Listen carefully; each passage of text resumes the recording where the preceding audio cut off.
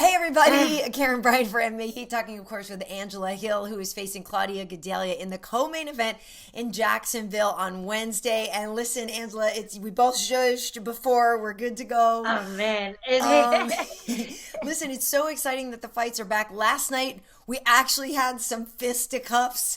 So are you even more amped now? How are you feeling about throwing down on Wednesday? Oh, Saturday rather, right? Saturday, right? Yeah, you're in the co-main event to Walt and Alistair, right. Yeah. So I'm gonna get amped again. Yeah, I mean the card was so stacked, and there were so many fighters that I really care about that were fighting on the card. So it was really intense. The fights were really amazing. I don't think we've had a fight card that good in a long time. I think a lot of times when they do stack a card like that, a lot of time it kind of fizzles out, and maybe there's a couple fights that stand out, but on this one it was only one or two that were kind of lame, and the rest were amazing. So so yeah, it's definitely going to be a hard act to follow, but yeah, I'm amped, and I'm excited to do the same thing, to excite people, to make it bloody, make it fun. Yeah, I'm stoked. No, and we're stoked for you. I have to ask, so, obviously you see the preparations that everybody's had to go through and the testing and all that. I mean, you guys already have a lot to look out for, right? Walking into a regular fight week. So has this, the pandemic, has any of this, made you think a little differently, though, about fighting? Not really. It's actually kind of a relief. I know, because I'm the co-main this time. In a normal fight week, before a pandemic and everything, I'd be running around doing all sorts of media and stuff. But for this one, it's kind of like a normal fight where I'm on the prelims. I'll do a couple radio interviews, and that's about all I have to worry about. That and cutting weight and going through the medical stuff. So so yeah, I'm dreading the COVID nose thing. It doesn't look that bad. I don't know, man. I don't like the idea of someone probing all the way down into my I know, but Angela, look, as a woman, I don't want to get too clinical, but as a woman, I mean, I feel like stuff goes some places that you're like, really, dude, really? The nose is the worst of it. I mean, the least of it. But usually below the belt. Right. So and there's not a bunch of people standing around looking at you, seeing how you're taking it, right? Yeah. It's going to be a different type of invasion of my privacy. But yeah, I am happy that they're doing it.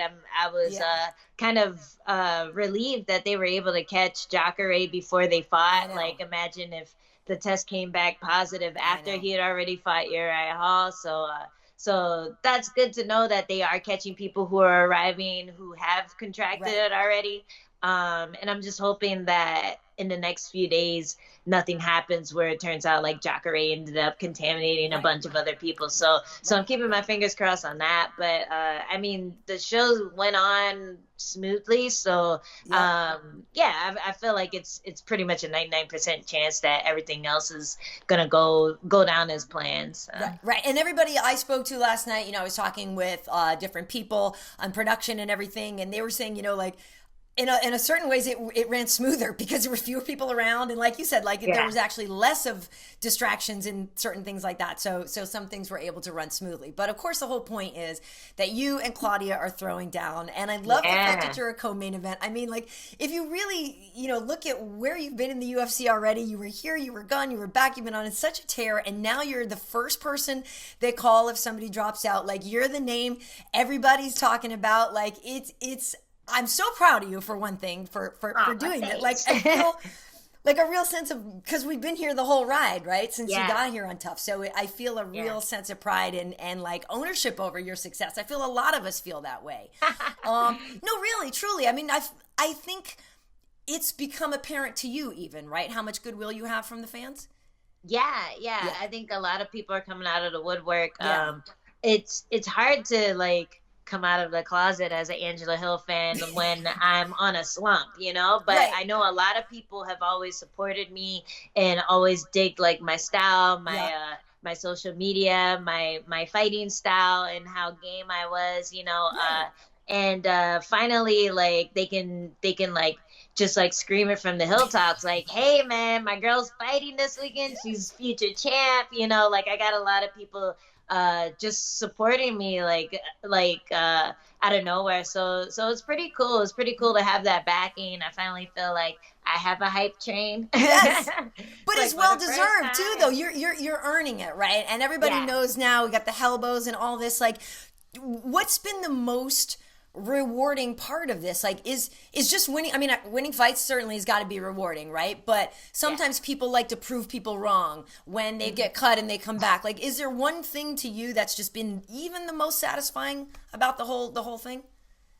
I'm trying to think. I'm not sure. Like, I think I always knew that that I was a really good striker, and I felt like a lot of times I wasn't able to show it just because of the stylistic matchup or the experience discrepancy or getting like a weird decision. Suddenly people feel a certain way about a fight where I felt like I won. It's like, oh, well, you didn't win it, so we're not even gonna look at that fight as like something successful, when like every fight I feel like I've improved, and so it's when you're having these win-loss, it's hard for, I guess sometimes it's hard to convince yourself of what you already know.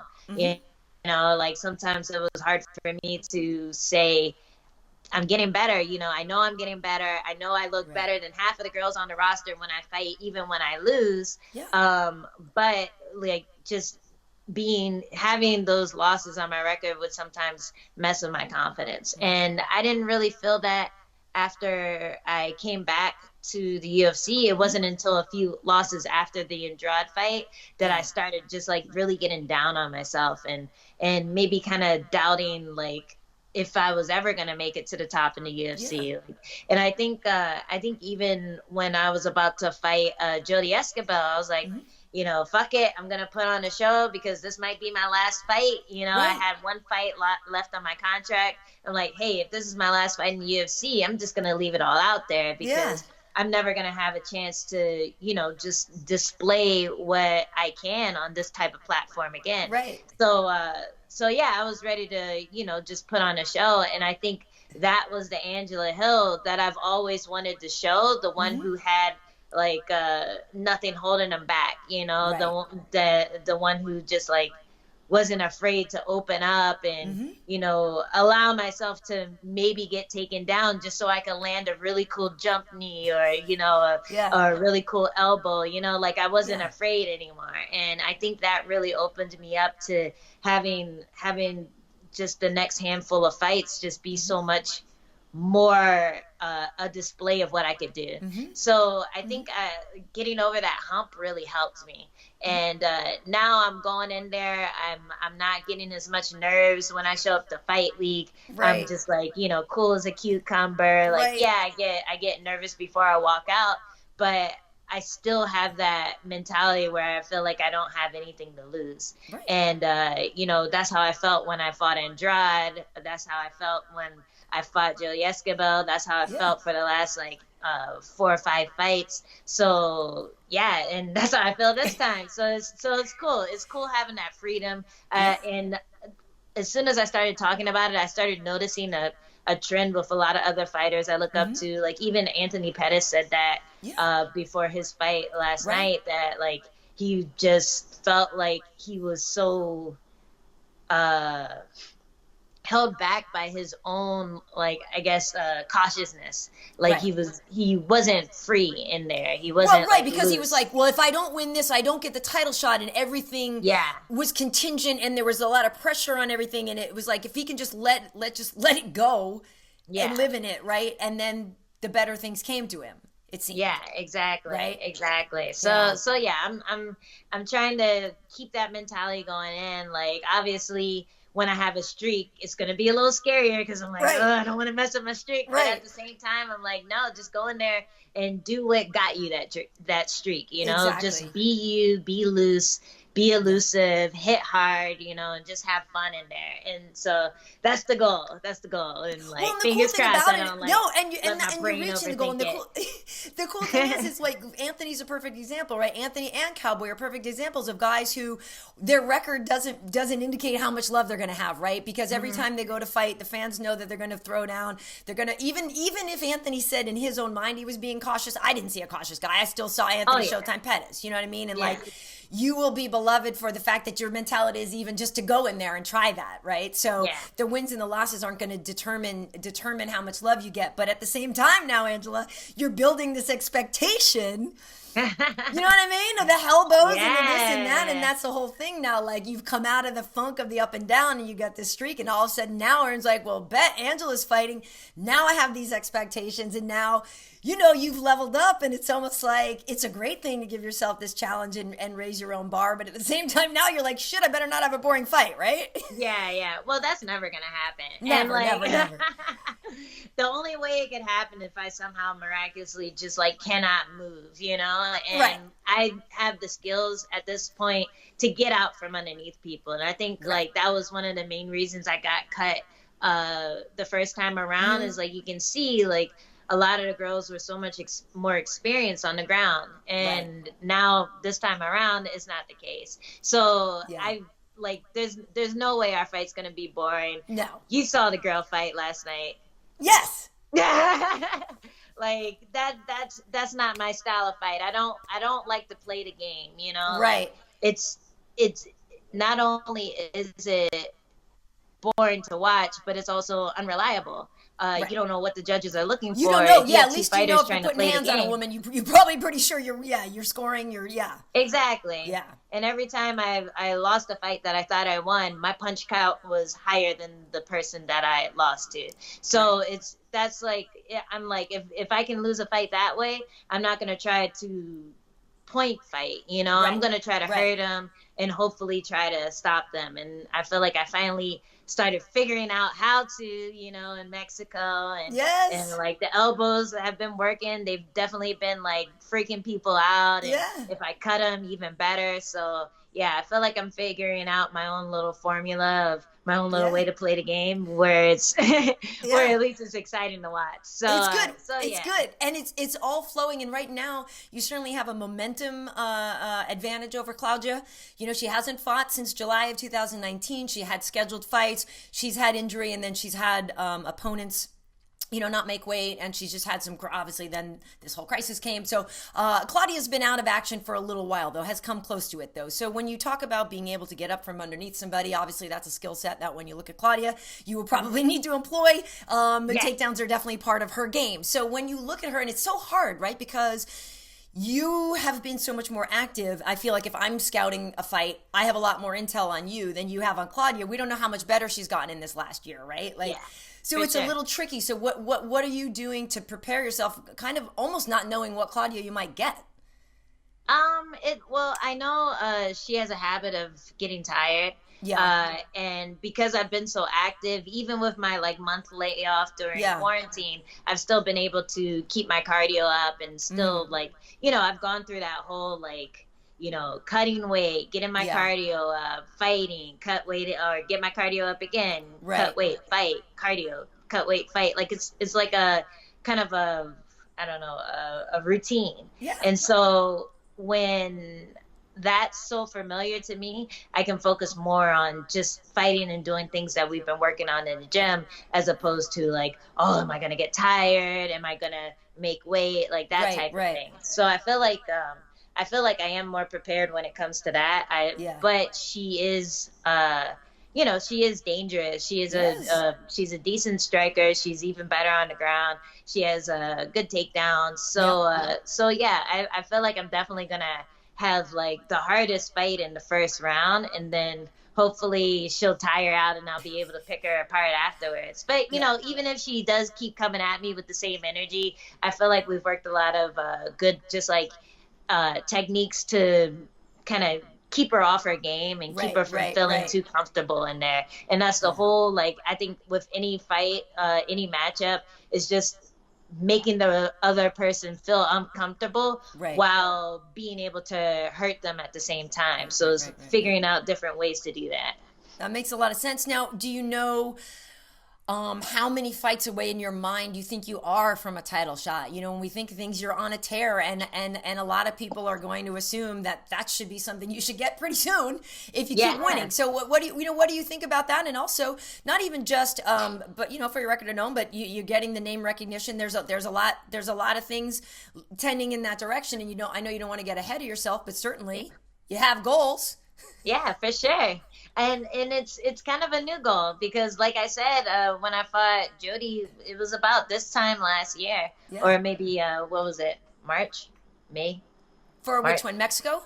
When I fought Jodie Esquibel, was that? Oh, wasn't that we were in like Arizona or something, or I forget. I think it was Florida. One of those. I know it's hard to say. Going back to Florida. I know, yeah. But yeah, it was about this time last year, and I thought I was going to get cut after that fight, even if I did well, you know? So it's kind of a new goal for me. Like after getting like those handful of wins and just getting the call back like over and over again, which is something I've always wanted to do. I've always wanted to be that, that fighter that shows up as often as possible. Right. You know, I started believing in my hype again, you know, I started believing like, hey man, I can get to that title shot, you know? And it won't be that long. No, it's great. So yeah, I don't know. I'm thinking like it really depends on how well this fight goes. You know, obviously I want to win. Obviously I think I can win. You know, but if I dominate, then yeah, I think I deserve a title shot right away. If I don't, if it's like hairy, I wouldn't mind having a few more fights just to really figure it out, because once you get that title, you're fighting the best of the best, you know, and I've like, my streak is great. You know, the girls that I fought were great, but none of them have a number on their name. So if I do get that title shot and I win and then I lose it immediately, like, you know, that's going to hurt a lot more than any of the other losses that I've had in my career. So I really, when I do get that title shot, I really want to feel totally prepared for anything anyone can throw at me. So yeah, we'll see how it goes with this fight. If it's great, if everything works, then I'm like, bring it on, come on. Well, and that's the thing, you know, with your division too. Obviously, Zhang she's amazing. And when we look at your division, though, that's what is so tricky about the records, because you can have a record that looks almost 50-50, and it's because a lot of you women are very well matched. You know what I mean? There is a lot of equivalent skill sets there, and it does feel sort of almost in that division more than a lot of others. Like on any given night, you throw these two girls in, and like you might not always get the same outcome, because I feel like there's a lot of parity there. So I hope people don't get hung up on records and things like that.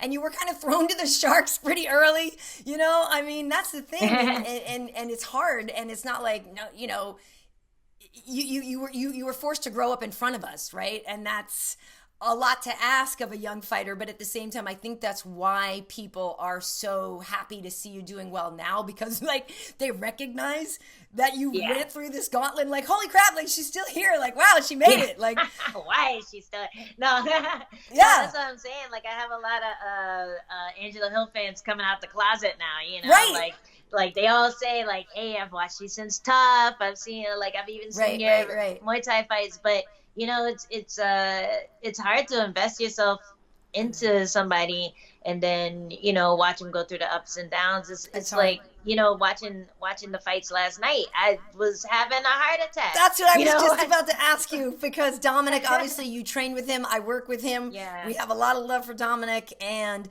you know, it was hard to watch, and I even, you know, tweeted out, I was like, it's really kind of hard to argue with that stoppage. And I'm okay with it, but I'm also arguing because I wanted to keep seeing him fight. You know what I mean? And it's dumb. It's like, hey, don't stop it too early, for Christ's sake. He's been waiting for him to fight. Let him fight. Especially after he said, "Let me die." Let him fight. That's what it was. That was me. Nothing. You know, not that it wasn't a good stoppage, because it was, but it was just like, I'm pissed because I want to keep seeing more fight. Yeah, for sure. No, it's so hard. Like, even just knowing it's the day of the fight for my teammates, I'm just, you know, I don't even want to look at my phone. I don't want to think about it too much. And then when it happens, just like my heart is racing. It's really hard, and even with Jeremy's fight, he did so well in the first round. Like one punch got through, and that's the highlight they show, and I'm like freaking out, like, why are you fucking showing that highlight, Because you know why? You were on the receiving end of the Andrade highlights, even though you had your own action in that fight too. You know how highlights work, Angela. I know how these things work, but I'm just, it's so hard to be a fan. It's so hard to be a friend. I know. So I don't blame the closet Angela Hill fans, but I'm happy they're still here. I'm happy they stuck around, and I'm happy that they're happy for me. I'm ecstatic for myself. My mom is thrilled. Right. I think my mom's my number one fan, Well, I don't think I know. But yeah, like, it's been a long journey. And if anything, the fact that I had to work so goddamn hard to get what a lot of people get in like 2 or 3 fights, it just makes it so much sweeter, It just makes it makes me not fizzle out when it does get hard, when I get down to like the gritty rounds where like I feel like my arms can't move and I feel like I can't breathe, I'm still gonna keep pushing, I'm still gonna like suck it up and act like I can keep going for another 5 rounds.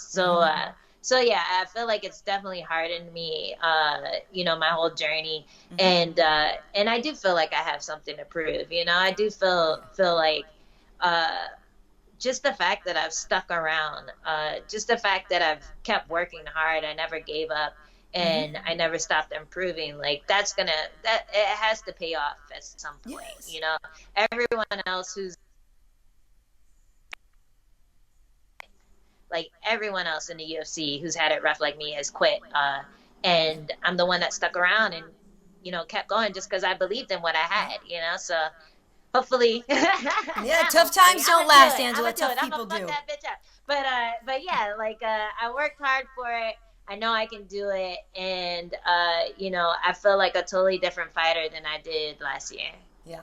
Well, we love that. I'll take the fighter that we had a year ago. This totally different one is just a lovely girl too. You're a badass. You're fun. You know how to have fun at the. Like I know you can't always do the cosplay, but you're fun on social media. I'm just trying to we need more people out of the closet and into Angela's camp here of fandom. But no, I really do. I think it's just fun to watch you and watch you grow. And like I said, over the years, it's just been really fun to watch you evolve.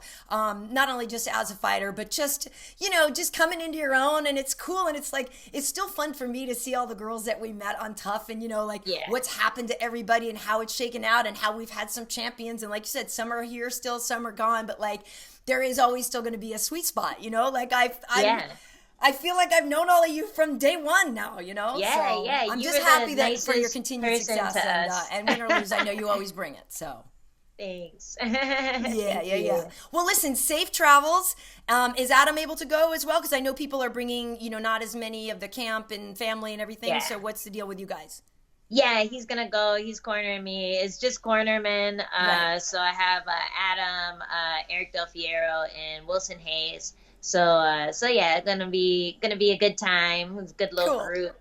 And cool. Yeah, I'm excited. Wilson awesome. Can tell the corner what they're saying in Portuguese too. Yeah. Wilson is good for that, exactly. Yeah. If they have a Brazilian coach in there, I don't know.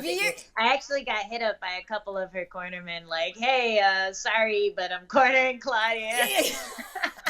So like, fuck you guys. Nice. No longer friends. No longer friends. Well, listen, best of luck to you. Continued success. Keep doing what you're doing. Crowd pleasing fights. Safe travels to you and everything. And so next Saturday, you will be fighting with Claudia right before Walt and Alistair Throwdown. Really going to be looking forward to that one. So thanks for your time, Ange, and safe travels. Thank you.